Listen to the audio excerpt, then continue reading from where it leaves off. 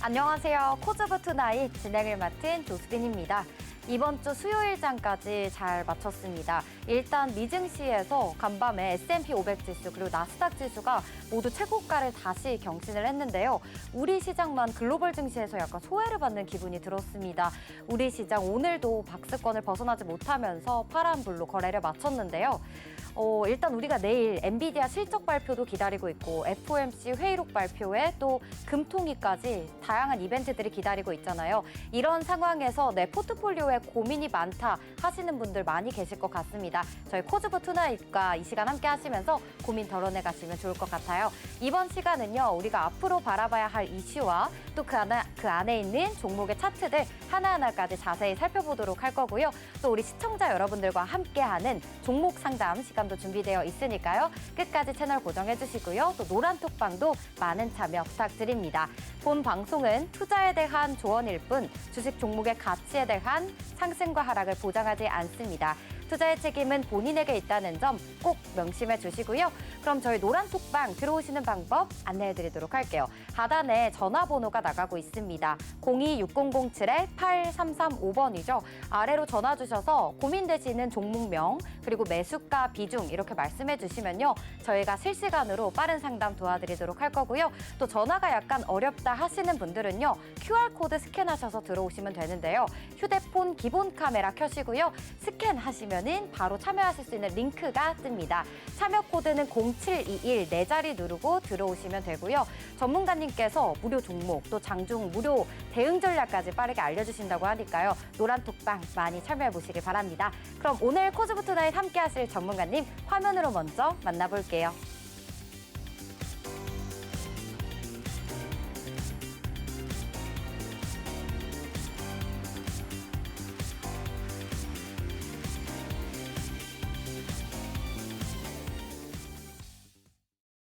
오늘은 한 주의 중간을 조금 정리하고 또 앞으로 남은 거래일들을 어떻게 대응하면 좋을지 저희와 함께 얘기 나눠주실 최인성 전문가 모셔보겠습니다. 전문가님 안녕하세요. 네, 안녕하세요.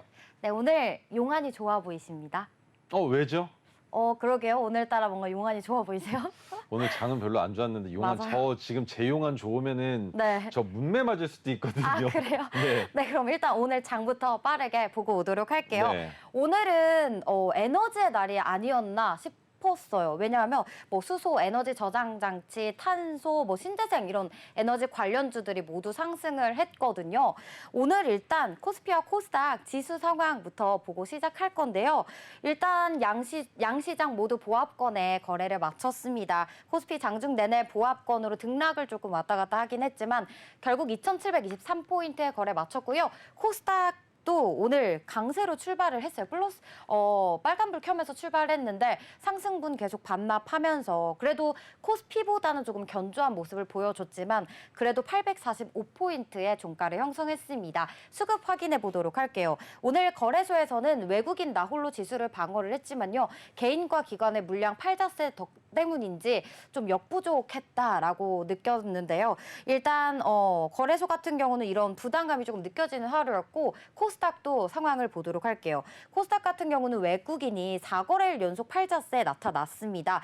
기관은 오늘 320억 원 가량 사자세 나타났는데 금융투자 중심으로 매수세 나타났고요. 보험과 투신 그리고 연기금에서는 소폭 매수 포지션 나타났습니다. 종목들 흐름들도 보도록 하겠습니다. 먼저 코스피입니다. 코스피 오늘 1위부터 15위까지 세 종목을 제외하고 모두 파란불이었어요. 그 세 종목이 뭐였냐? 바로 SK하이닉스, 현대차 그리고 다음에 있을 이제 기아 6위부터 10위까지 딱 피디님이 틀어주셨어요. 기아 이렇게 딱 세 종목을 제외하고는 15위까지 다 하락세더라고요. 그만큼 오늘 또 장이 좋지 않았는데 일단 SK하이닉스 같은 경우는 내일 엔비디아 실적 발표를 앞두고 외국인의 매수세가 들어왔다는 점이 조금 특징이었고요. 그리고 이제 현대차 같은 경우는 오늘 오전장부터 내내 강했습니다. 일단 뭐 현대차가 북미 시장에 수소 전기 트럭 그 엑시언트를 공개를 했고 그 수소 물류 운송 관련해서 밸류체인을 확대하겠다라는 소식에 오전장부터 강했고요. 또 그것 말고도 또 수소 이제 블룸 에너지 미국 기업이죠. 이 블룸 에너지가 간밤에 강세 나타났잖아요. 이에 영향을 받아서 오늘 우리 시장에서도 이 수소 또 수소 관련된 수소차 관련 테마들이 또 상승을 하면서 같이 기대감 얻어갔고요. 현대차 우선주 다 모두 상승세 나타났습니다. 또 여기에 이제 현대차와 기아가 더 강했던 이유는 하반기에 이제 자동차 실적 개선 기대감, 실적이 더 좋아질 거다라는 얘기가 있더라고요. 이제 현대차 같은 경우는 마진이 많이 남는 프리미엄 자동차 모델의 판매 실적이 되게 좋다고 합니다. 그래서 호실적 기대감에 오늘 자동차 테마들이 굉장히 강했어요. 또 여기에 하나 더 또 재료가 붙었는데요. 바로 지금 미중 갈등이 계속 이어지고 있는데 중국이 이제 미국에서 계속 이렇게 관세를 인상하고 하다 보니까 이거에 맞서서 또 자동차 관세 인상을 중국에서 검토하고 있다라고 해서 그 반사 이익 수혜감을 또 받지 않았나 싶습니다. 다만 오늘 밸류업 관련주들은 보험주들 이렇게 좀 하락세 나타난 하루였고요. 그리고 오늘 거래소에서 SK 이터닉스가 상한가를 기록을 했죠. 이거는 또 이제 ESS 제가 앞서 말씀드린 에너지 저장 장치 관련해서 강세가 나타났는데요. 오늘 이렇게 좀 에너지 주들이 굉장히 강했는데 이 부분 또 더 볼 종목들이 있을지 전문가님께 이따 여쭤보도록 할게요. 그럼 이제 이어서 코스닥으로 넘어가 보도록 하겠습니다. 코스닥 같은 경우는 2차 전지주들 오늘 강했습니다. 간밤에 테슬라가 6%대 강세가 나타났고 테슬라 전기 트럭 그 세미 이 확대 기대감에 이제 올랐는데요. 에코프로 그룹주들 오늘 올랐고요. 그리고 또 이제 엔캠도 같이 2차 전지로 묶이면서 올랐습니다. 그리고 HLB 같은 경우도 그룹주들 다 해서 오늘 조금 완벽하게 회복은 못했지만 반등세가 소폭이지만 나왔다는 거 확인을 했고요. 또 오늘 코스닥에서는 자율주행 테마를 얘기를 안 할 수가 없을 것 같아요. 테슬라가 그동안은 이제 카메라 중심의 자율주행 기술을 좀 목표로 많이 두고 이제 했었는데 이제 지금 최근부터는 라이다의 필요성이 되게 중요하다라는 또 얘기가 나오면서 이 라이다를 계속해서 개발하는 라이콤 오늘 강했고요. 프론티어, 에이스테크, 뭐 모바일 어플라이언스 이런 자율주행 테마들이 오늘 상승세 나타났습니다. 그리고 역시나 뭐 진격의 화장품주들 오늘도 강했습니다. 실적이 좋다라고 해서 계속해서 연이어 강하게 지금 나오고 있죠. 그리고 또 따로 특징주로 볼 수 있는 종목들 박셀바이오 전문가님께서 박살바이오라고 하면서 저희 지지난 방송 때 얘기해 주셨는데 오늘 상한가를 갔습니다. 임상 이상 최종 결과가 나왔다라고 하면서 오늘 시장에서 또 강한 모습 나타났고요. 로봇 관련주들도 오늘 상승세 나타났는데요. 전문가님하고 같이 이제 자세한 얘기 나눠보도록 할게요. 전문가님 일단 오늘 시장 네. 전문가님의 시선에서는 어떻게 바라보셨는지 궁금합니다. 자, 박살바이오 얘기 또 하시니까 또 차트 네. 보여드려야겠죠. 이게 자, 여러분들 제가 왜 박살바이오라고 말씀을 드렸습니까? 주가가 올라갈 때는 급하게 올라가지만 내려갈 때 또 마찬가지로 급하게 내려간다고 말씀을 드렸죠. 네. 박살바이오 오늘 어디까지 내려갔는지 혹시 보셨나요? 지금 차트에 보면 네. 안 보이시겠지만 마이너스 20% 넘게 그것도 순식간에 네. 정확하게 뉴스 2번 띄워서 하락 VI 2번 맞추고 상한가까지 한 번에 올라갔습니다. 와. 한 번에 올라갔어요. 자, 분봉 보여드리겠습니다. 지금 일봉으로 보시면 잘 이해가 안 되시겠죠? 여기죠. 여기입니다. 자, 지금 보시면 얼마 안 돼 보이잖아요. 근데 네. 3% 빠지고 그 다음에 몇 퍼센트 빠졌습니까? 7% 빠지고 또 이렇게 쭉쭉쭉 빠진 거예요. 그죠? 이렇게 한 번에 빠졌을 때 여기에서 뉴스가 나왔습니다. 임상에 대한 내용은 있는데 네. 정확한 내용이 아니었어요. 맞아요. 그래서 아래로 20%가 꽂혔는데 여기에서 뉴스 한번 나오면서 네. 위로 상승 VI가 걸렸는데 네. 걸린 게 문제가 아니라 갭을 띄워버렸어요. 갭을 띄우면서 아, 거기서부터 갭이요? 원웨이로 상승이 나왔습니다. 그런데 올라갈 때 보니까 변동성이 매우 확대됐었고 아래 매수 호가가 비어있다 보니까 위아래로 흔들리는 진폭이 올라갈 때 3% 올라가는데 내려갈 때 내려가는 것도 아니죠. 조정받는 게 2% 이상 하락을 보여주면서 주가를 끌어올렸다라는 겁니다. 그리고 나서 조정받은 이후에 상한가까지 도달을 했는데 말씀드렸죠. 네. 박살바이오는 갈 때 시원하게 간다라고 말씀드렸으니까 내일 상한가, 점 상한가까지도 기대해 볼 수 있는 상황이긴 합니다. 하지만 네. 여러분들 이렇게 내려갈 때 네. 이 하락분 마이너스 20%를 여러분들이 절대 견디실 수 없다라는 거예요. 왜? 우리는 이미 HLB가 어떻게 됐는지 봤잖아요. 그죠? 네네. 그 상황에서 박셀바이오의 주가가 갑자기 빠지면 갑자기 20% 빠지면 못 버틴단 말입니다. 그런데 여기에서 문제가 생겼습니다. 외국인과 개인들의 수급이 갑작스럽게 몰려요.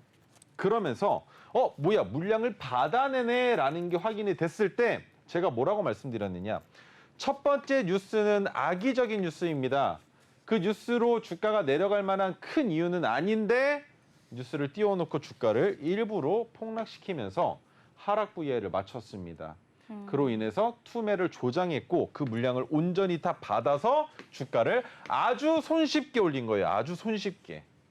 거래 대금이 말이죠, 여러분. 지금 박셀바이오 주가 얼마입니까? 2만 원대였잖아요. 네. 그런데 2만 원대인 종목이 삽시간에 상한가를 가려면 보통 분당 거래되는 금액 자체가 10억 이상입니다. 1분당 말이죠. 그런데 이때 어땠는지 아세요? 분당 거래 대금이 뭐 많아야 5억, 10억, 15억 이 정도 사이에서만 움직였었단 말이에요. 그 말은 뭐냐? 차익 실현 매도를 할 물량이 없다라는 거예요. 이미 아래쪽에서 털려나갔을 수도 있다라는 겁니다. 그리고 위에 매도 세팅을 하기 이전에 주가가 빠르게 올라가니까 던질 자리 못 찾고 올라가는데 따라 들어오는 불나방들이 그 물량들을 먹어주는 격이란 말이죠. 네. 그렇게 해서 세력 입장에서는 아주 손쉽게 상한가까지 보냈다라는 것. 그렇다면 박셀바이오가 지금부터 어디까지 갈 수 있겠느냐라는 질문을 주실 텐데 네. 내일 개파락으로 시작할 수도 있습니다. 아. 그렇기 때문에 내일 시초가가 매우 중요한데 웬만하면 어느 자리를 이탈하면 안 되냐면 24,550원 이탈하지 않아야 더 큰 상승이 나올 수 있다는 것. 하지만 오늘 상한가를 갔었던 그 힘을 여러분들이 보셔서 아시겠지만 이렇게 힘 좋게 상한가를 가면 세력 입장에서도 차익 실현 매물들을 윗단에서 던지기 위해서 장 초반 10% 이상 갭을 띄워놓고 시작할 가능성이 높다라는 겁니다. 그래야 내 물량을 온전히 다 던질 수 있기 때문이겠죠. 바닥에서 머물렀던 기간들이 있기 때문에. 그래서 박셀바이오 같은 경우에는 내일 시초가에 갭이 뜰 가능성이 있지만 여기에서 추가적인 상승이 나오지 않는다면 내일도 하한가 가지 말라는 법이 없을 수 있다라는 겁니다. 네. 임상이라는 뉴스 나왔잖아요. 임상 네. 2해상에 대한 뉴스가 나왔고 그것으로 인한 내용으로 상한가까지 갔는데 이 내용이 번복되지는 않겠지만 주가가 갑자기 빠르게 내려가고 투매가 나타나면 아무리 2회 이상에 대한 성공 이슈가 나왔다 하더라도 주가는 내려갈 수 있다는 것 기억해 주시면 좋겠고요. 네. 그다음 또 어떤 질문 주시려고 하셨죠? 그다음 질문은요. 제가 너무 궁금한 점이 많아가지고 일단 박셀바이오 같은 경우는 굉장히 등락폭이 큰 종목이니까 여러분 조심하셔라라는 의견 전해드리겠고요. 그리고 제가 오늘 에너지 관련주들이 굉장히 강했잖아요. 뭐 네. 수소, 탄소. 근데 이런 것들이 이제는 돌아올 차례가 돼서 그냥 잠깐 오른 건지 아니면은 이제 다음 주 그리고 이번 주 목요일 금요일 동안 여기 테마를 좀 주목해 봐야 하나요? 아무래도 좀 반사이익을 받을 가능성이 있습니다. 물론 어떤 것으로 인해서 FOMC 아니죠. 엔비디아 실적 발표로 인해서 다시 수출업이나 네. 아니면 에너지 쪽 기업들이 수혜를 받을 가능성이 있어졌어요. 수출 기업과 에너지요? 그렇죠. 왜냐하면 지난밤에 테슬라에서 세미를 판매하는 것에 대한 이슈가 뭐였냐면 네. 어떤 기업이 세미를 50대 계약하겠다라는 내용이 있었단 말이죠. 네. 그로 인해서 테슬라가 이제는 판매를 시작할 수 있구나, 어느 정도 모객 활동을 할 수 있구나라는 내용 때문에 주가가 올라간 건데 올라가면 테슬라와 관련되어 있는 종목들 방금 말씀 주셨잖아요. 네. 자율주행. 네. 그런데 테슬라는 이미 카메라 모듈 쪽보다 라이다에 치중을 더 많이 하고 있었던 기업입니다. 그것으로 인해서 자율주행 시장에서 우위를 점할 수 있었던 기업이에요. 그래요? 네. 네. 처음부터 라이다였어요, 테슬라는. 왜냐하면 카메라 모듈 같은 경우에는 거리를 측정할 수 있는 방법이 모호하단 말이죠. 네네. 하지만 라이다는 센서를 투영해서 거기에서 반대로 반사되는 것으로 거리를 측정하는 방법을 통해서 앞에 누군가 있을 때 멈춰야 된다라는 네. 신호를 줄 수 있는 방법을 만들어내서 그것으로 자율주행이 완성되고 있는 상황이었었고 네, 네. 그에 반해서 다른 나라들, 다른 국가들은 라이다보다 카메라 모듈에 더 집중을 하다 보니까 테슬라를 따라가지 못하는 형국이었었단 말이에요. 네. 그래서 테슬라 하면 라이다라는 내용이 이미 일찌감치 있었지만 네. 지금부터 더 디벨롭, 발전해야 되는 부분으로 봤을 때는 라이다는 더 큰 성장성을 기록할 수 있다라는 게 가장 큰 핵심 포인트입니다. 그렇다면 라이콤 이런 종목을 좀 더 주의 깊게 보면 좋을까요? 주의 깊게 보셔야 되는데 네. 가장 중요한 건 그래서 계약건이 있느냐 없느냐를 보셔야죠. 네, 정확한 건 계약건. 나 혼자 개발하고 나 혼자 만들어서 나 혼자 장난감 자동차에 달 거 아니면 그렇죠. 내가 기술을 개발했으니 우리 회사 기술 봐주십시오라고 뭐라도 내야 될 거 아닙니까? 네, 네. 그러면 그것을 냈을 때 라이콤 같은 경우에 테슬라 혹은 BYD 어느 쪽이건 양쪽 다여도 상관이 없습니다만 네. 양쪽 다일 수는 없겠죠. 서로 경쟁 업체이기 때문에 양쪽 다 잡을 수는 없기 때문에 한쪽으로 넘어갈 것이다. 하지만 제가 지금 라이콤이 어느 기업과의 유대관계를 형성하고 있는지까지 정확하게 알지 못하기 때문에 이렇게 설명을 드리지만 네. 알고 계신 분들이라면 어느 쪽이든 상관이 없습니다. 테슬라 쪽이어도 상관이 없고요. 네. BYD 쪽이어도 상관이 없습니다. 양쪽 기업은 서로 경쟁을 하면서 커질 수 있는 돈으로 찍어 누른다라는 표현을 하는데 돈 찍노의 세계에 있는 기업들이기 때문에 지금 테슬라는 어떻게 보면 테슬라의 판매량도 중요하지만 스페이스 X에 관련된 또 내용들이 지속적으로 나오고 있단 네. 말이에요. 지금 시기가 얼마 안 남았어요. 이번에 어떤 시기요? 네. 발사체를 성공하지 못하면 이 우선권을 나사 측에서 다른 기업으로 줄 수도 있는 상황이기 때문에 네. 그런 내용들까지 좀 심오하게 봐야 되는 상황이다. 그래서 테슬라의 주가도 마찬가지로 지금은 힘을 못 쓰고 있는 게 맞다라는 점인데 테슬라가 부각받으면 항상 따라오는 건 자율주행과 신재생 에너지 테마일 수밖에 없어요. 네. 신재생 에너지 쪽이 왜 부각받느냐? 네. 가장 중요한 건 대한민국 이 작은 땅덩어리 안에서도 수도권을 제외한 위성도시까지만 해도 괜찮습니다. 그런데 지방으로 가면 어떻습니까? 전기차를 충전할 수 있는 인프라가 구축이 제대로 되어 있지 않는 곳이 많단 말이에요. 맞아요. 그런데 우리나라는 그래도 한 번 충전하면 서울에서 부산까지 갈 수도 있잖아요. 네, 맞아요. 미국은 안 됩니다. 땅이 그러면 넓으니까. 그죠? 네. 가는 거리마다 인프라가 구축이 되어 있어야 충전을 할 텐데 그 인프라 구축이 안 되어 있어요. 그런데 그 인프라 구축을 위해서 투자할 수 있는 게 또 여기서 구리가 또 나오는 거예요. 전선 관련주. 왜? 그 황무지에 전선 깔아서 거기에서 충전할 수 있는 걸 만들어야 되니까. 그런데 그렇게 안 할 수 있는 방법 두 가지가 나온 겁니다. 첫 번째 태양광, 네. 두 번째 수소 에너지를 전기 에너지로 전환시키는 방법. 하지만 수소 에너지를 전기 에너지로 전환시키는 발전소를 설립하게 되면 그것에 대한 안전성과 보안에 대한 문제가 있기 때문에 가장 편안하고 안전한 건 태양광이다라는 얘기 때문에 테슬라의 CEO인 일론 머스크가 태양광과 관련된 내용을 얘기했을 때 주가가 큰 폭으로 상승을 했었던 것이죠. 네. 그런데 여기에서 다시 한번 2차 전지가 아니라 전기차의 판매 수요가 증가될 수 있는 모멘텀만 등장을 해준다면 네. 그때부터는 신재생 에너지 보셔도 괜찮다라는 겁니다. 네, 알겠습니다. 전문가님께서 굉장히 거의 산업의 이렇게 큰 틀을 한번 쭉 훑어주신 그런 느낌이 드는데요. 정말 많은 테마들이 지금 얘기가 나왔어요. 신재생 에너지와 자율주행, 테슬라와 함께 가는 테마들이니까 테슬라 얘기가 나올 때 같이 봐야 한다라고 하셨고요. 또 이런 것들과 관련해서 결국 엮이는 거는 구리, 가격, 전력, 전선 관련주들. 오늘도 시장에서 상승세 나왔는데 제가 너무 방송에서 자주 언급을 해드린 것 같아서 오늘은 말씀을 안 드렸던 거거든요. 그래서 또 태양광 에너지가 조금 더 안정적이고 좋다라는 의견까지 주셨습니다. 그러면 전문가님, 그러면은 네. 지금 내일 있을 엔비디아 실적에 대해서는 어떻게 생각하시나요? 제 생각엔 이게 지금 5대5라는 얘기들이 많거든요. 네. 5대5다. 네. 이거 도박판이다. 네. 내가 지금 반도체 관련주 매수했는데 엔비디아 실적이 컨센서스보다 하회하면 나는 그 도박에서 실패한 거고. 네. 그리고 내가 만약에 여기에서 매수를 했는데 반도체를 매수를 했는데 내일 컨센서스를 상회한다면, 상회할 가능성이 그렇게 높진 않지만 상회한다면 나는 도박에 성공한 것이다라고 생각들을 하신단 말이에요. 그런데 전 좀 다릅니다. 저는 조금 달라요. 어떻게 자, 생각하세요? 지금 이 검은 선을 네. 예상치라고 생각을 해볼게요.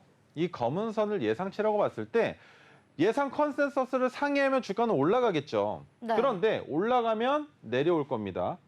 그런데 컨센서스를 하회한다. 주가는 단기간에는 내려갈 수 있겠죠. 하지만 다시 올라갈 가능성이 높아집니다. 왜? 지금 반도체 쪽은 엔비디아의 실적이 가장 중요한 건 맞습니다만 네. 이 실적으로 무언가 내용이 바뀔 만한 이슈는 아니라는 거예요. 그것을 어떤 것에 근거로 찾아보느냐. 어제 미국 장 어땠습니까? 좋았죠. 엔비디아 안 올라갔나요? 올랐죠. 소폭이지만 상승을 네. 했죠. 왜 올라갔을까요? 실적 발표 그 바로 전날인데도 왜 매수세가 들어왔을까? 그리고 왜 자꾸 올라가기만 할까? 다우존스, 나스닥 왜 자꾸 올라가는 걸까? 엔비디아 실적 예상치가 점점 높아지고 있는데 맞아요. 그 컨센서스 부합 못하면 개별 종목 이슈들로 빠질 텐데 왜 자꾸 올라가기만 할까? 자신감이 아닙니다. 이번 변동성은 그렇게 크게 오랫동안 지속적으로 장기화되기 어렵다라는 거예요. 왜? 올해는 반도체의 년이라고 분명히 말씀을 드렸습니다. 네. 이번 분기 실적 안 좋게 나오면 다음 분기 때 개선하면 되고요. 다음 분기 때 더 증가될 가능성이 있느냐 없느냐라는 걸 봤을 때 더 큰 폭으로 상승할 가능성이 높아요. 그렇기 때문에 이번에 컨센서스가 올라간 상황에서 이만큼 안 나오면 네. 오히려 다음 시즌을 기다리는 투자자 입장에서는 더 긴 호흡으로 더 큰 상승을 맞이할 수 있기 때문에 이번에 굳이 엔비디아 실적이 좋게 나오든 안 좋게 나오든 중장기 투자하시는 분들의 입장에서는 걱정 안 하셔도 괜찮다라고 설명을 드릴 수 있을 것 같습니다. 그래서 네. 단기적으로 하락한다 하더라도 네. 차라리 이렇게 빠지면 나 한번 추가 매수 자리 찾아볼까? 네. 라는 생각해 보시는 게 좋을 것 같아요. 전선 네. 관련주처럼. 오. 네, 그렇게 한번 접근해 보시면 좋을 것 같습니다. 네, 좋습니다. 지금 정말 많은 분들이 이 고민 다들 하고 계실 것 같아요. 엔비디아 실적 앞두고서 지금 주어야 되나? 아니면 내가 이미 가지고 있는 종목들 내일 어떻게 되지? 내일 실적만을 막 다들 조마조마 하실 텐데 전문가님께서 딱 정리해 주셨습니다. 중장기적으로 가지고 가면 충분하다. 올해는 반도체 해이기 때문이다라고 항상 저희 방송에서 나와서 2024년은 반도체 해이다라고 얘기해 주시니까요. 너무 일희일비하지 마시고 마음 조금 내려놓으셔도 좋을 것 같습니다. 그러면 이제 저희 다음 코너로 넘어가 보도록 할 건데요. 이번 시간은요. 우리 시청자분들과 실시간으로 함께하는 시간입니다. 바로 전문가님께서 1대1로 종목 상담 도와드리도록 할 건데요. 저희가 방송 시간이 제한되어 있다 보니까 모든 분들을 해드리지 못하는 점 양해 부탁드립니다. 지금부터 빠르게 노란톡방에 남겨주시고요. 또 상단으로 전화 주시면 저희가 빠르게 접수되는 대로 진행해드리도록 하겠습니다. 먼저 첫 번째 사연입니다. 종목명 윙이푸드. 저희 얘기했었던 종목이네요. 매수가 1,750원에 10% 들고 계십니다. 손실 중이신데 시청자님, 윙이푸드 전문가님께서 저 시청자님 혼날까 봐 약간 두려워요. 이거 윙이푸드 중국 관련주라서 좋아하지 않는다고 하셨었는데 어떻게 또 의견을 주실지 궁금한데요. 오늘 거의 5%대 가까운 하락세 나타났거든요. 네. 차트 같이 보도록 할게요. 윙이푸드, 제가 그때도 종목 상담 시간에서 시청자분께서 사연 주셔가지고 얘기했던 것 같아요. 그날 굉장히 장대 항목을 그렸었어요. 이제 새로운 신제품을 개발해서 출시했다. 반려동물 간식이었죠. 그 영양제 같은 거를 출시를 했거든요. 그래서 이때 강하게 올랐다가 또 내리고 또 올랐다가 오늘 지금 연이어 하락세에 나타나고 있는데 이거래일 연속. 전문가님 윙이푸드 시청자님께서 이미 보유 중이신데 어떻게 하면 좋을까요? 지금 수익을 꽤나 보고 계신 상황에서 질문을 주신 건데요. 그러네요. 네. 네. 자, 첫 번째 윙이푸드의 주가가 올라갔었던 건 이거. 그죠? 잘 안 보이실 수 있으니까 짧게만 읽겠습니다. 자, SEC, 미국 증권거래위원회의 새로운 상장을 목표로, 그죠? 서류 제출을 완료했다라는 이슈가 월요일 날 나왔습니다. 그래서 주가가 큰 폭으로 다시 반등세가 나왔는데 지금 위치 뭘 보라고 말씀드렸습니까? 5일 이동평균선 깨졌죠. 그러면 내일 이 5일 이동평균선 위로 회복하지 못하면 익절하셔야 됩니다.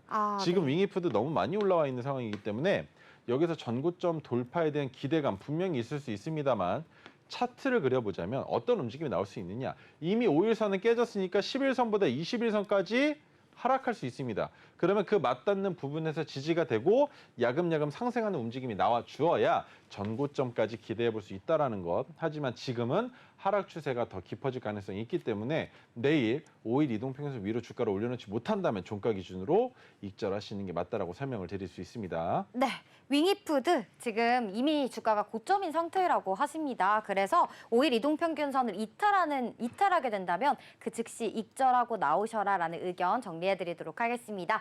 자, 그러면 다음 사연으로 또 빠르게 넘어가 보도록 할게요. 이번 사연은 종목명 큐라클이고요. 매수가 15,650원에 5% 들고 계십니다. 네, 8,750원대까지 내려갔네요. 와, 오늘 큐라클 하한가를 기록을 했네요. 차트 같이 보도록 할게요. 큐라클은 아마 바이오 관련주인 걸로 제가 알고 있거든요. 최근 들어서 계속해서 하락세를 이어가고 있는데 시청자님께서 굉장히 힘드실 것 같아요. 고민이 이만저만이 아니실 것 같은데 15,000원대에 들어가셨으면은 지금 계속 연이어서 5월 달에 계속 하락세가 이어지고 있고 오늘은 심지어 또 이렇게 갭 하락한 상태로 지금 8,750원에 네, 종가를 맞췄네요. 전문가님, 이분 어떻게 하면 좋을까요? 탈출하는 게 좋을까요? 아니죠. 아, 기회가 왔다라고 생각하십시오. 네. 지금 어찌됐건 뉴스가 나왔어요. 뉴스가 나왔는데 권리에 대한 내용이 나왔죠. 지금 망막혈관 치료제 쪽이었을 건데 아, 네. 그것에 대한 권리를 다시 반환하라는 청구 소송이라고 그래요? 제가 얘기를 들은 것 같거든요. 네네. 그러면 오. HLB랑 동일하게 보시면 됩니다. 왜? 큐라클이 지금까지 하고 있었던 일이 모두 다 무산되는 게 아니에요. 그렇다면 큐라클도 마찬가지로 가장 중요한 자리. 자, 상장된 지 696거래일째입니다. 그런데 저점이 8,250원이고 오늘 하한가 가격이 8,750원이죠. 그러면 저라면 내일 시초가가 8,250원보다 높으면 무조건 동일 비중 추가 매수입니다. 왜? 지금 15,650원이시면 이 자리에서 추가 매수하면 평균단가 어디까지 낮출 수 있습니까? 12,000원 단까지 낮출 수 있겠죠? 네. 그렇죠? 네. 그럼 여기까지 낮춰놓으면 내가 탈출하기 수월해진다는 거예요. 아. 그런데 8,250원보다 낮은 위치에서 시가를 형성한다는 건 뭐가 되느냐? 3개월 동안 바닥 구간에서 머무를 가능성이 있으니 동일 비중 추가 매수를 시초가에 하되 한 번 더 추가 매수할 수 있을 가능성까지 열어놓고 봐야 된다는 겁니다. 지금 장기 차트를 봤을 때 큐라클이 시작하고 나서 큐라클이 상장되고 나서 많이 올라갔었죠. 근데 이 자리는 이제 없는 겁니다. 여기까지는 없는 거예요. 그렇다면 저 자리에 선을 그어놓고 제가 설명을 한번 드려보도록 하겠습니다. 자, 윗단에 있는 핑크색 저항선의 가격까지는 지금은 없다 생각하라는 말씀을 드리는 건데 29,600원입니다. 29,600원에 선을 긋고 이 윗단으로는 없는 거예요. 없는 겁니다. 여기는 존재한 적이 없다라고 생각하시면 돼요. 왜? 네. 지지받고 기술적 반등이 나왔습니다만 이탈됐는데 이탈되고 나서도 29,600원까지 올라간 역사가 없단 말이죠. 아, 네. 그러면 이 윗단은 지금 해당 사항 없음이에요. 그렇다면 여기서 주가가 반등이 나온다면 어디까지 나올 수 있을 것이냐? 지금 시청자분이 매수하신 그 가격대가 지지선이에요. 지금은 저항선이겠죠. 지지되는 자리가 바로 그 가격대였었고 내려왔다가 여기서 또 한번 부딪혔죠. 네. 그렇다면 15,650원까지는 기업의 재무만 건전하다면 박스권을 그리는 종목이기 때문에 올라간다인 겁니다. 자, 그렇다면 여기도 넘어간 이력이 있죠. 그렇다면 넘어갔을 때 15,000원 단에서 저항을 받고 돌파한 흔적이 있어야 되는데 같이 한번 보겠습니다. 자, 어떻습니까? 올라갈 때 정확하게 그 가격을 한 번에 넘어가지 못하고 저항을 받은 흔적이 남아있죠. 그리고 주가가 돌파가 나왔고 이탈되고 그 다음날 회복을 시켜놨으며 다시 내려온 상황이라면 네. 이 가격대까지는 올라온다인 거예요. 그렇다면 추가 매수 자리를 어디에서 잡느냐가 가장 중요할 텐데 HLB 생각했을 땐 내일 갭이 조금이라도 더 빠진다면 그 자리에서 추가 매수 가능하다라고 의견을 드려볼 수 있을 것 같고요. 그 상황이 아니라면 내일 갭이 떠서 시작한다면 추가 매수는 조금 고려해 보는 게 어떨까라고 의견을 드려볼 수가 있습니다. 왜? 갭이 얼만큼 뜰지는 알 수 없겠지만 갭을 띄운 후에 주가가 다시 눌릴 수 있기 때문에 그 눌리는 자리를 잡아보는 게 어떨까라는 거죠. 오늘 나온 따끈따끈한 뉴스는 아닙니다. 하지만 그 이슈로 인해서 어제 나온 이슈로 인해서 하한가까지 직행을 했기 때문에 네. 아직까지 투자 심리는 많이 위축되어 있는 상황일 것으로 보여져요. 그렇기 때문에 내일 네. 갭이 조금 더 빠진다면 네. 근데 시초가가 8,250원보다 높으면 네. 무조건 동일 비중 추가 매수 진행하셔야 된다라는 것. 그리고 이 이빨 빠진 구간은 빠르게 다시 올라갈 수 있다라는 거 기억해 주시면 좋겠습니다.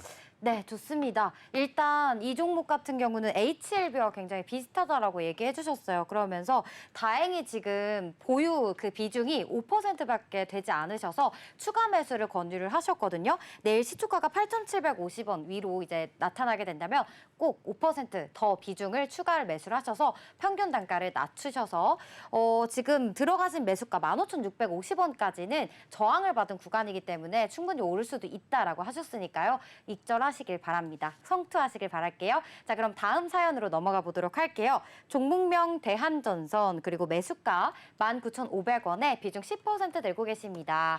네, 오늘 18,000원, 18,650원의 종가를 형성했고요.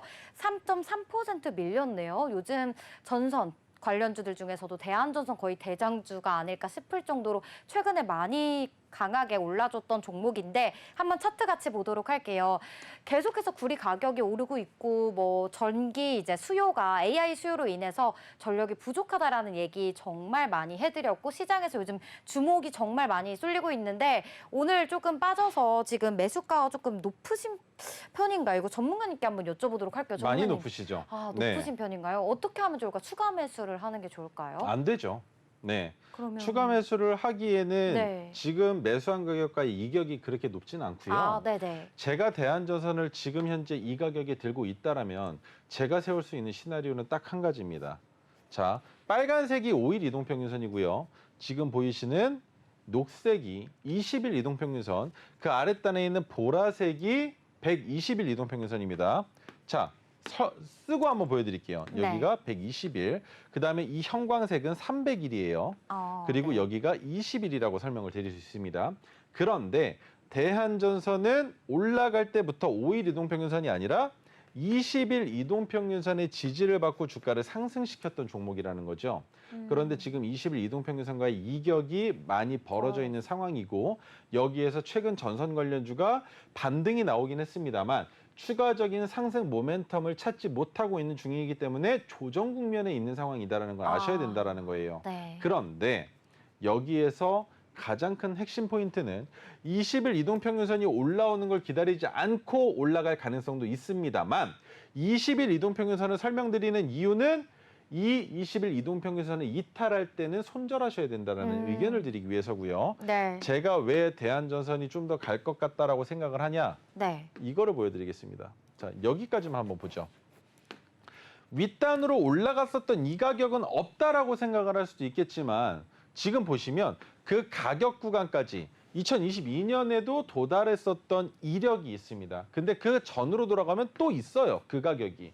그 말인 즉 모멘텀만 있으면 거기까지는 가는 박스권의 종목이다라는 거죠. 박스를 어디까지 잡아볼 수 있을까요? 여기까지만 한번 잡아볼까요? 그렇다면 지금 그 박스권의 상단 19,500원이 시청자분의 평균 단가시잖아요. 그런데 지금 전선 관련주의 모멘텀이 뭡니까? 첫 번째, AI. 두 번째, 그로 인한 데이터 센터 관련된 내용이죠. 네. 그렇다면 이번에는 박스권을 돌파할 가능성이 높다라는 겁니다. 어떤 종목이랑 비교해 보셔야 될까요? 대한전선이니까 대원전선을 보시겠습니까? 아니죠. LS그룹들, 가온전선 이쪽을 같이 보셔야죠. 아. 어차피 동일하게 올라가니까. 다만 대한전선의 리스크라고 한다면 한 가지가 있습니다. 네옴시티 관련된 이슈를 제가 어젠가 뭐 하나 눈 씻고 잘못 본 것 같은데 네옴시티 쪽에 전선 관련된 사업 하나가 네. 무산됐다라는 아. 내용을 하나 본 것 같기는 해요. 네. 그것이 악재라면 악재일 수 있겠지만 전선 관련주의 모멘텀은 여전히 살아있기 때문에 엔비디아 실적에도 어느 정도 영향은 받을 수 있습니다. 왜? 엔비디아에서 지금 하고 있는 것 자체가 AI 쪽 내용이지 않습니까? 그렇다면 실적이 컨센서스보다 저조하게 나온다는 건 마찬가지로 판매가 저조했었다라고 볼 수 있는 거예요. 하지만 컨센서스가 상회한다면 마찬가지로 지금부터 더 불티나게 팔릴 수 있는 것들이 바로 전선 관련주기 때문에 대한전선 한 번 더 쏘아 올릴 가능성이 있다라는 겁니다. 하지만 너무 큰 욕심은 안 부리셨으면 좋겠고요. 22,000원 정도까지 올라갔을 때라면 그때는 절반 정도는 익절을 하시고 지켜보시는 게 어떨까라는 의견 드려볼 수 있을 것 같고 네. 손절은 네. 20일 이동평균선 이탈한다면 필수적으로 해주셨으면 좋겠습니다. 너무 네. 리스크가 커져요. 어. 20일 이동평균선을 이탈할 때까지 매도를 안 하신다라는 건 어디까지 다시 흘러내릴 수 있다? 더 큰 아래까지 매수가 기준으로 30% 이상의 손실을 본 상태로 오랫동안 걸릴 수 있다는 거. 왜? 이 종목은 배당락, 권리락 이후에 유상증자가 이미 한번 진행됐었던 기업이기 때문에 그 유상증자로 인한 물량에 대한 것도 내용을 파악하실 필요가 있다는 점까지 같이 설명드리도록 하겠습니다. 네, 좋습니다. 대한전선 일단 목표가 22,000원으로 잡아주셨고요. 그리고 손절가는 20일 이동평균선의 가격을 이탈하면 손절해라라고 의견 정리해 주셨습니다. 그리고 LS나 가온전선 같은 종목들하고 움직임을 같이 살펴보면 좋을 것 같다라고 해주셨는데요. 이렇게 20일 이동평균선의 정확한 가격을 모르겠다 하시는 분들, 이동평균선에 대한 이런 기술적 분석에 대한 기초적인 지식이 조금 아직은 나는 부족해요, 어려워요 하시는 분들은요. 하단에 QR코드 스캔하셔서 들어오시면 전문가님께서 무료로 빠르고 쉽게 교육해 주신다고 하니까요. 입장 부탁드릴게요. 자, 그러면 이제 또 마지막 상담으로 넘어가 보도록 할게요. 마지막 상담 종목명은 LIG 넥스원, 매수가 172,000원이고요. 비중 10% 들고 계십니다. 네, 오늘 종가 상황 볼게요. 152,400원. 손실 중이시네요. 그렇죠? 네, 2.5% 오늘 밀렸고요. 차트 같이 보도록 할게요. LIG 넥스원. 차트 보시면 네. 지금 4월 말부터 거의 4월 말쯤에 고점 18만 원대까지 터치를 하고 계속해서 지금 5월 내내 하락하고 있어요. 그리고 이날은 지금 4거래일 전에는 장대 음봉까지 나왔는데 전문가님 어떻게 하는 게 좋을까요? 우리 시청자님. 이게 전문가로서 기업과 사랑에 빠지면 안 되는데 저는 LIG 넥스원을 사랑합니다. 뭔가 신뢰가 가는데요. 그렇다면? 올해 네. LIG 넥스원이 LIG 넥스원 가족들을 위해서 롯데월드를 통대관을 했어요. 그래서 사랑에 빠지신 건가요? 근데 그 네. 매표 가격을 추산해 봤을 때 네. 할인을 받지 않았다라고 했을 때 그 하루가 10억이 넘습니다. 아, 그래요? 전국에 있는 LIG 넥스원 가족들이 모두 다 와서 즐길 수 있는 환경을 제공해 줬다라는 건 오, 돈이 기업이 커지는 것도 있지만 그 네. 기업이 커지는데 당신들의 목도 있다라는 것을 기업에서도 알고 있다라는 뜻이기 때문에 LIG 넥스원 방산 관련주죠. 그런데 네. 그런 기업가의 사랑적인 부분이 아니라 네. 최근에 수출 실적이 너무 좋았습니다. 오, 네. 그래서 올라갈 수밖에 없는 상황이었었고요.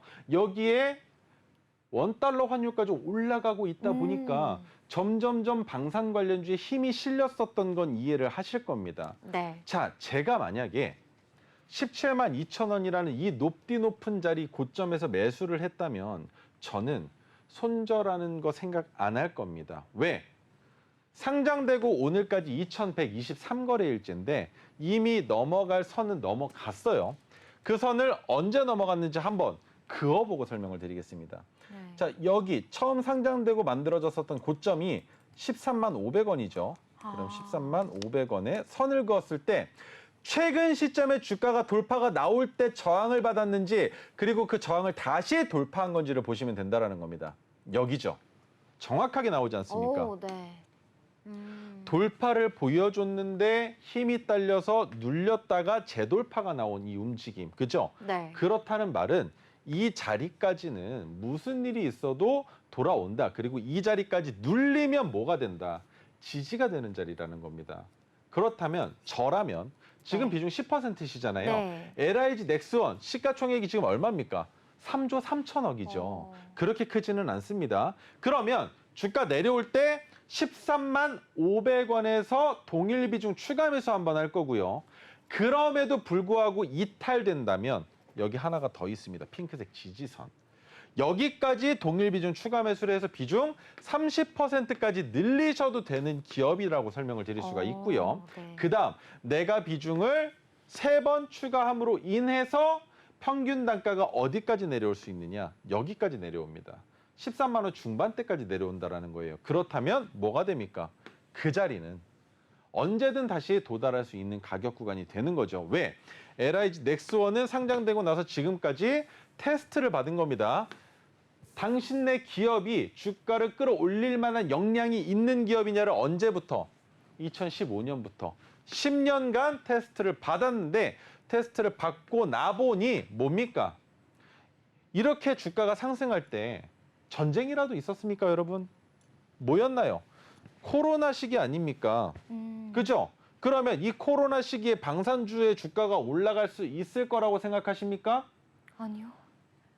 전쟁하고 있다가 네. 타국 군인에게 코로나 옮으면 어떡해요? 그쵸. 그죠? 네. 그리고 시체도 나뒹굴겠죠. 네. 그러면 그로 인해서 부패로 인한 더 큰 악영향이 끼칠 수 있는 시기라는 걸 전 세계가 다 알고 있었습니다. 네. 그런데 LIG 넥스원의 주가가 이때 뭐 했습니까? 올랐어요. 제약바이오주인가요? 올라가면 안 되는 종목이 네. 올라간 거죠. 그 말인즉 LIG 넥스원의 적정 주가는 이미 이 바닥권이 10,000원대가 아니라는 게 입증이 된 겁니다. 아. 그렇기 때문에 이 핑크색 지지선에 내려오면 그 자리는 정말 저점이라고 생각할 수 있는 자리인데 네. 여기까지 안 내려올 가능성도 있다라는 것. 지금 현재 상황으로 말이죠. 네네. 그래서 내려오지 않고 13만 500원까지 내려오지 않고 주가가 반등이 나온다면 본전 넘어갔을 때 전고점 돌파 기대감까지 있는 상태로 지켜보시면 될 것이고 네. 내려온다면 추가 매수 한 번 더 추가 매수 하셔서 평균 단가를 낮추셔야 되는데 핑크색 지지선 가격까지 안내를 드리겠습니다. 네. 바로 10만 5,100원으로 나와 있는데 10만 5천 원으로 잡아보죠. 그래서 네. 10만 5천 원 이렇게 세 군데의 가격을 잡아놓고 기다리시면서 물타기 하시고 네. 수익권으로 나오시면 될 거라는 아. 설명드리도록 하겠습니다. 네, 좋습니다. LIG 넥스원 일단 13만 500원까지 내려가게 되면 또 동일 비중 10% 추가 매수하시고요. 또 그리고 10만 5천 원까지 또 내려가면 거기서 또 10% 추가로 매수하셔서 총 30%의 비중을 가지고서 평균 단가를 낮추신 다음에요. 본전 가격 17만 2천 원을 뚫게 된다면 전고점인 19만 원대까지도 올라갈 수 있다라는 의견 정리해드리도록 하겠습니다. 우리 시청자분들 모두 성투하시길 바라겠고요. 저희는 이제 바로 다음 코너로 넘어가 보도록 하겠습니다. 전문가님께서 이제 우리가 같이 바라보면 좋을 종목 또 소개해 주신다고 하는데요. 어떤 종목 준비해 주셨나요? 첫 번째 종목은 애경산업입니다. 제가 애정을 갖고 아직까지 들고 있는 종목인데 화장품 브랜드 관련주이긴 하지만 제가 모나리자를 언급할 때 마스크와 관련된 내용도 설명을 드린 적이 있어요.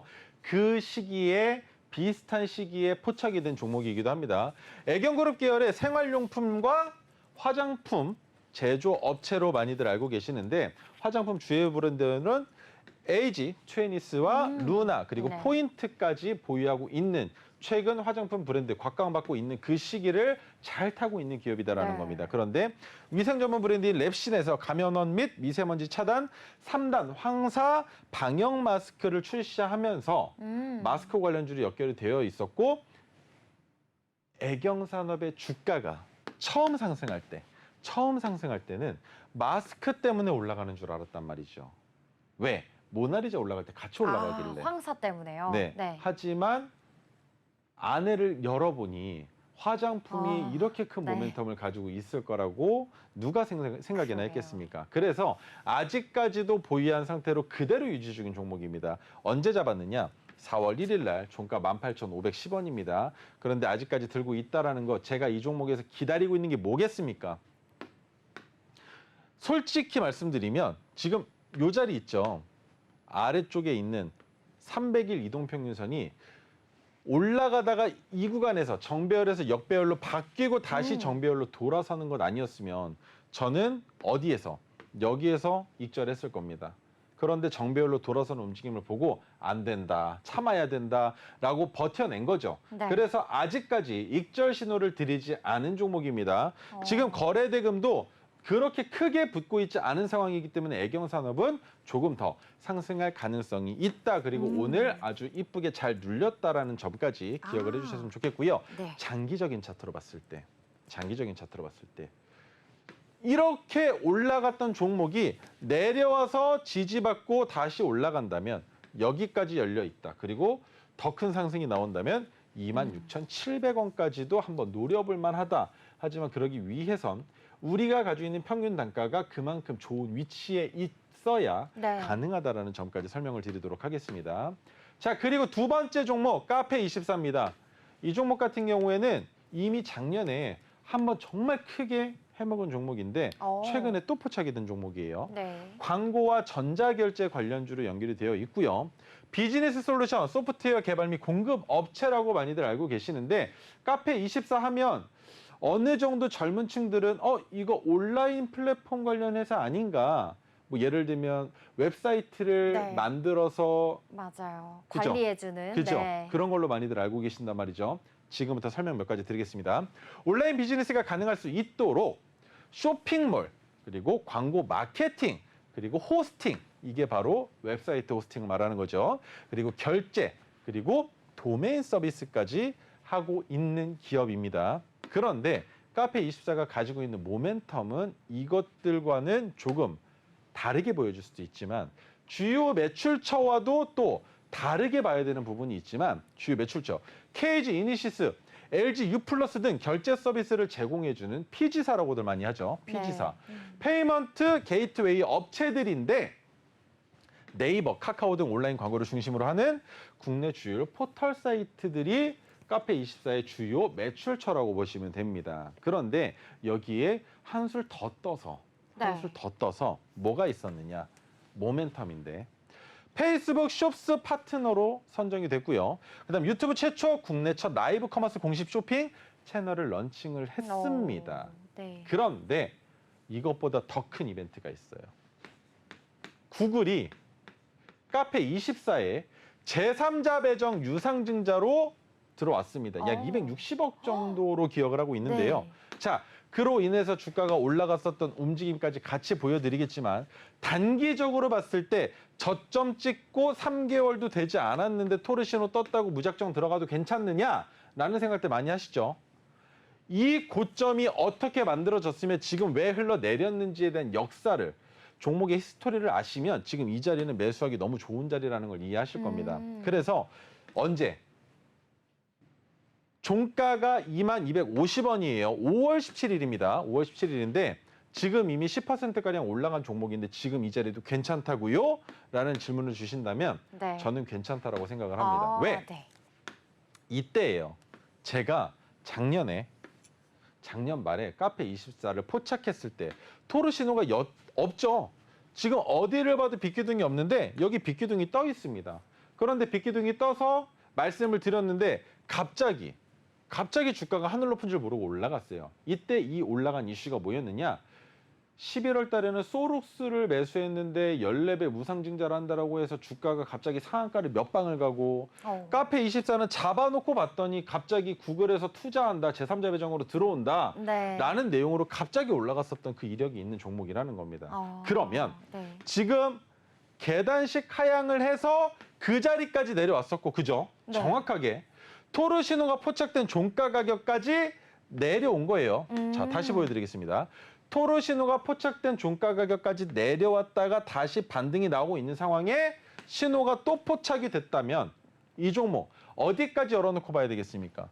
고점이 아니라 네. 34,350원이 아니라 상단으로 올라갔을 때 저항을 받았었던 그 가격까지 그렇다면 오늘 종가 기준으로 약 25% 이상의 상승 구간까지는 올라설 가능성이 있는 종목이다라고 여러분들이 해석을 하셔야 된다는 말입니다. 물론 먼저 진입한 저와 함께하고 계신 여러분들 입장에서는 더 큰 수익을 위해서 조금 더 기다리셔서 40% 이상의 수익을 맛보실 수 있겠지만 지금 이 자리도 나쁘지 않은 자리라는 점 기다려주셨으면 좋겠고요. 그 다음 종목이 있는데 엑시콘입니다. 이 종목은 여러분들이 이미 보유하고 계신 종목이잖아요. 그런데 오늘 익절 사인 한 번 나갔다 정도만 이해하시면 돼요. 얼마?